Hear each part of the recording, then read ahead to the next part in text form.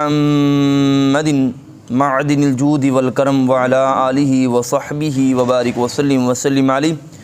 دعا ہے اللہ رب العزت کی مالک کائنات کی بارگاہ میں کیے گا سجدہ، مالک لم یزل اس سجدے کو درجہ قبولیت عطا فرمائے اور یہی سجدہ ہم کی ایمان کی سلامتی کا سبب بنائے۔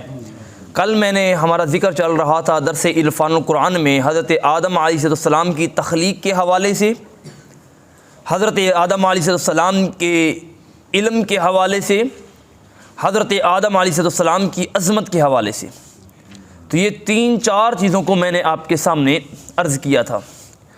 قرآن مجید فرقان حمید کا یہ امتیاز ہے کہ وہ ہر بات مومنوں کے لیے، عام انسانوں کے لیے، ہر بندے کے لیے کھول کے بیان کرتا ہے۔ اب انسان کی مرضی ہے کہ اس میں سے جتنا حصہ وہ اپنا حصہ لے سکے۔ اب پیچھے اللہ رب العزت نے فرمایا، پیارے آدم میں آپ ان کو ان نام بتا دیں۔ جب ان کو نام بتائے گئے تو پھر اللہ رب العزت نے فرمایا کہ ان ناموں کی وجہ سے جو تو نے علم حاصل کیا ہے، اس کی وجہ سے آپ حضرت آدم علیہ السلام کو سجدہ کریں۔ تو سب نے سجدہ کیا مگر ایک تھا جس نے سجدہ نہیں کیا، اور پھر جب یہ سجدہ کر چکے، جو نکلنے والی جماعت تھی وہ نکل چکی، اس کے بعد اللہ رب العزت نے سجدہ کرنے کے بعد حضرت آدم علیہ السلام کے انعام کا اعلان فرمایا۔ پہلا انعام یہ دیا، اس آیت مبارکہ سے یہ بھی معلوم ہوتا ہے کہ پہلا انعام یہ دیا گیا کہ سب نے ان کی تعظیم کی۔ دوسرا انعام مال کی صورت میں ان کی خدمت کی گئی۔ وہ کیا تھا؟ اللہ رب العزت نے فرمایا، اعوذ باللہ من الشیطان الرجیم، بسم اللہ الرحمن الرحیم، وَقُلْنَا يَا آدَمُ اسْكُنْ أَنْتَ وَزَوْجُكَ الْجَنَّةَ وَكُلَا مِنْهَا رَغَدًا حَيْثُ شِئْتُمَا وَلَا تَقْرَبَا هَذِهِ الشَّجَرَةَ فَتَكُونَا مِنَ الظَّالِمِينَ۔ اللہ رب العزت نے فرمایا کہ جب ہم حضرت آدم علیہ السلام کو سجدہ کروا چکے، سارے فرشتوں نے اپنے سروں کو، اپنی پیشانیوں کو حضرت آدم علیہ السلام کے سامنے جھکا دیا، باغی گروہ نکل چکا۔ اس وقت پھر ہم نے اپنے پیارے آدم سے کہا، اے ہمارے آدم اسکن، آپ سکون سے رہیے۔ یہاں پر اللہ رب العزت نے حضرت ابراہیم علیہ السلام کے بارے میں بھی فرمایا تھا۔ یہاں پر بڑی پیاری اور لطیف بات ہے یا آدم اسکن کے اندر۔ جب حضرت ابراہیم علیہ السلام کو آگ میں ڈالا گیا تو اللہ رب العزت نے فرمایا، یا نار کونوا بردا وسلاما، اے آگ سلامتی والی بن جا۔ یہاں پر حضرت آدم علیہ السلام کے بارے میں فرمایا کہ پیارے آدم سلامتی سے رہیے، سکون سے رہیے۔ اس آیت مبارکہ سے یہ بھی پتہ چلا کہ اللہ رب العزت اگر نہ چاہے، اس کی منشا نہ ہو تو جنت میں بھی سکون نہیں ہوتا۔ اگر اس کی منشا ہو تو بندے کو پہاڑ کی چوٹی پر بھی سکون مل جاتا ہے۔ سکون اس کی رضا میں ہے، سکون اس کی منشا میں ہے، سکون اس کی چاہت میں ہے۔ وہ اگر سکون دینا چاہے تو سولی کے اوپر بھی سکون دے دے، اگر وہ سکون نہ دے تو فرعون جیسے عظیم بستر پہ بھی سکون نہ دے۔ اگر وہ آرام اور سکون دینا چاہے تو انسان کو کانٹوں والے لباس میں بھی سکون مل جاتا ہے جو ابوبکر صدیق پاک پہن کے آئے تھے۔ اگر سکون نہ دینا چاہے تو مہنگی سے مہنگی پوشاک بھی کام نہیں آتی۔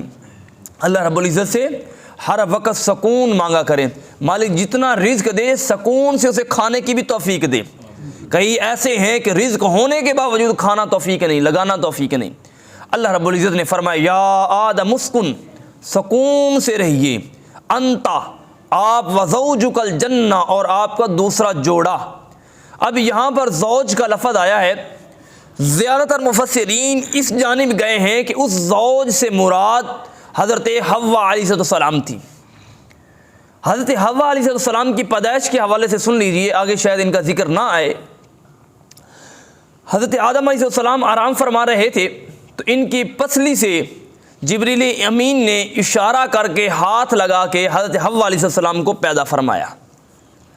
ایک روایت یہ آتی ہے، دوسری روایت یہ آتی ہے کہ جب آپ کو سجدہ کرایا گیا، سجدہ کرتے وقت تمام فرشتے چونکہ سر سجدے میں رکھا ہوا تھا، ان کی نگاہیں نیچی تھیں، اللہ رب العزت نے اپنی قدرت سے حضرت حوا علیہ السلام کو پسلی سے پیدا فرما دیا۔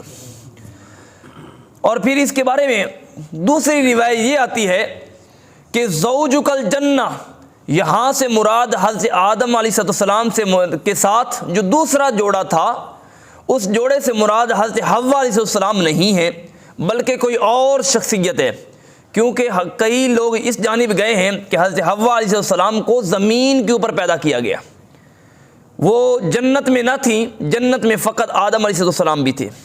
اور تیسری روایت جو جہاں پر ملتی ہے وہ بڑی محبت والی روایت ہے، فرمایا اللہ رب العزت نے فرمایا وَقُلْنَا يَا آدَمُ اسْكُنْ، اے پیارے آدم آرام سے رہیے، انت آپ، وَزَوْجُكَ الْجَنَّةَ، اور آپ کا وہ جوڑا جس کی وجہ سے آپ کو سجدہ کیا گیا، اس جوڑے سے مراد نور مصطفیٰ ہے۔ زوج کہتے ہیں جوڑے کو، اکیلے بیوی کو نہیں کہتے، زوج جوڑے کو کہتے ہیں۔ فرمایا اس زوج سے مراد وہ نور مصطفیٰ ہے۔ فرمایا پیارے آدم آپ اور آپ کا وہ جوڑا جس جوڑے کی وجہ سے آپ کو سجدہ ہوا، آپ کو عظمتیں ملی، اللہ رب العزت نے فرمایا یہ دونوں جنت میں سکون سے رہیے۔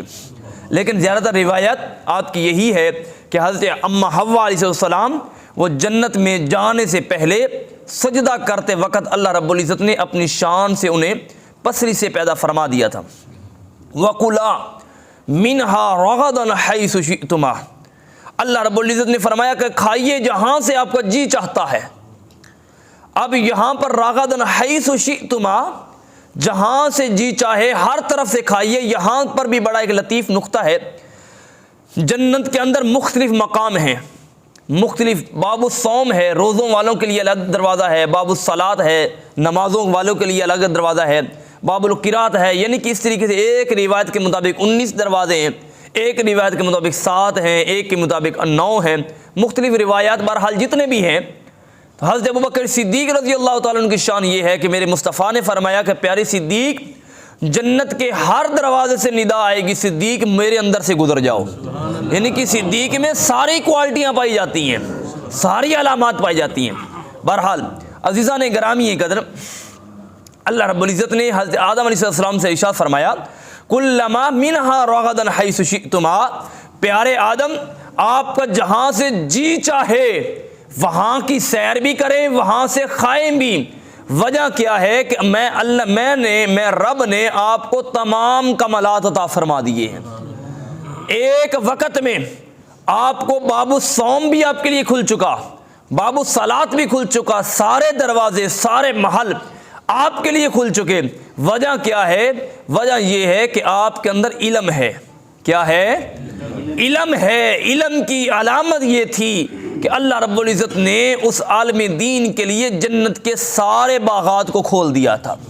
یہ نہیں کہا تھا اب وہاں پر ہر ایک علیحدہ علیحدہ منصب ہوں گے، ہر ایک اس کی نیکیوں کے مطابق اس کو سٹیج دی جائے گی، اس کو محل دیا جائے گا، کوئی کسی کے محل میں داخل نہیں ہو سکے گا۔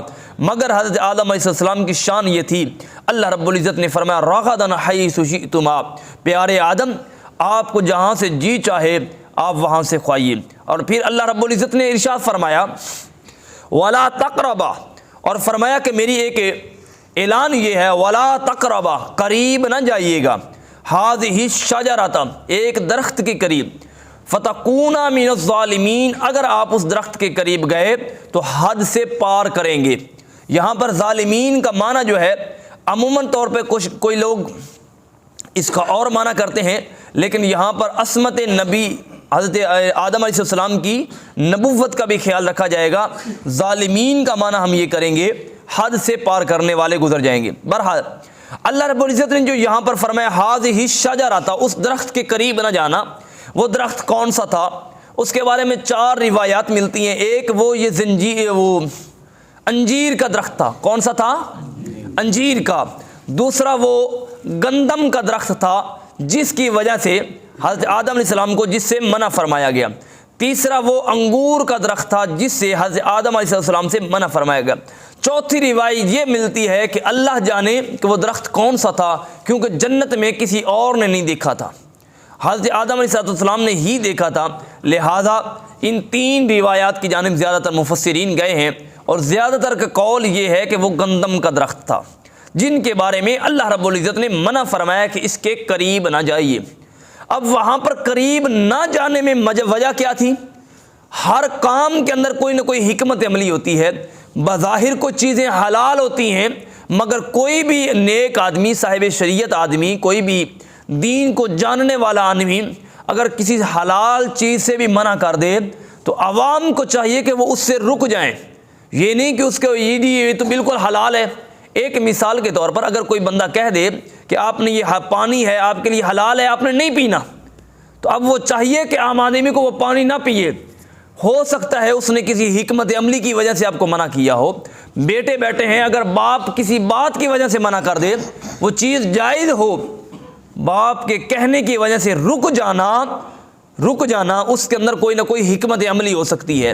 اللہ رب العزت نے جو یہ فرمایا کہ ہذہ الشجرہ تھا، اس درخت کے قریب نہ جانا، اس سے یہ تھا اس درخت کا پھل کھانے کی وجہ سے قضائے حاجت ہوتی تھی۔ کیا ہوتی تھی؟ قضائے حاجت ہوتی تھی۔ اللہ رب العزت نے یہ نہیں چاہا کہ میری اتنی جنت میں پیارے آدم علیہ السلام کو میں نے جو اتنا منصب عطا فرمایا ہے، یہ اس جنت کے اندر یہ ان کو قضائے حاجت ہو، ان کو ایسی قضا لازم ہو۔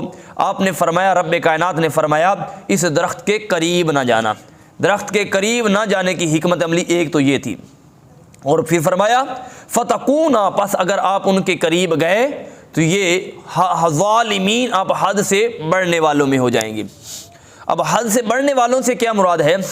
ظالم اس چیز کو کہتے ہیں، کسی چیز کو کسی اپنے مقام پر نہ رکھنا، یہ ظلم کہلاتا ہے۔ مثال کے طور پر کوئی بھی آپ چیز ہے، پینسل ہے، اس کو پینسل کو جیب میں رکھتے ہیں، اگر جیب میں نہیں رکھا، اس کو یعنی کہ جرابوں میں رکھ دیا، یعنی کہ غیر محل جگہ پر رکھ دیا، تو یہ ظلم کہلاتا ہے۔ کوئی بھی چیز جس کا محل جہاں پر بنتا ہے اس کو وہاں پر نہ رکھنا، یہ ظلم کہلاتا ہے۔ اللہ رب العزت نے فرمایا کہ پیارے حبیب، پیارے آدم، آپ کا اس پھل کے قریب، اس درخت کے قریب نہ جانا بہتر ہے۔ اگر چلے گئے تو آپ ظالم نہیں ہوں گے، وہ پھل ظالم ہو جائے گا جو آپ کے قریب آیا۔ دیکھو اللہ رب العزت نے حضرت آدم علیہ السلام کی عظمت کو کتنا بیان فرمایا۔ آج کل ہمارے ہاں اکثر یہ فکرہ بولتے ہیں کہ حضرت آدم علیہ السلام سے بھی غلطی ہو گئی تھی۔ حضرت آدم علیہ السلام سے کوئی غلطی نہیں ہوئی تھی۔ یہ جواب انشاءاللہ کل آ رہا ہے، اس کے بارے میں ہم تفصیلی بات کریں گے کہ حضرت آدم علیہ السلام سے نعوذ باللہ غلطی ہوئی تھی یا نہیں ہوئی تھی، یہ کل ہم بیان کریں گے۔